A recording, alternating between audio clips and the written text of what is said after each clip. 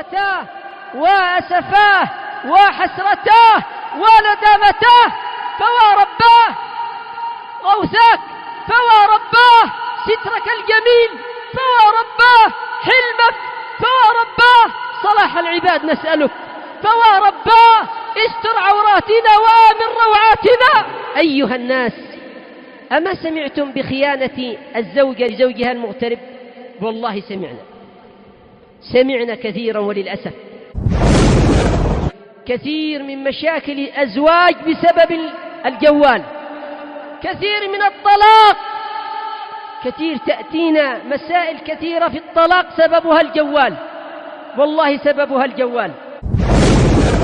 أنت تغلق بيتك آمنا مطمئنا، فإذا أهلك بناتك زوجتك تخلو مع أكثر من رجل عبر الجوال والنت. الله أكبر، ما هذه المصيبة؟ إن فتنة الجوال والنت أيها الناس لم تعد تطرق أبواب البيوت، بل سكنت البيوت وحلت البيوت ولبست البيوت، حلت حلولا يخيف ويزعج وينذر بالشر، وحلت القلوب، حلت الأسماع وحلت الأبصار وحلت الجيوب والأعمال والليل والنهار والذكر والأنثى. فما هذه الفتنة؟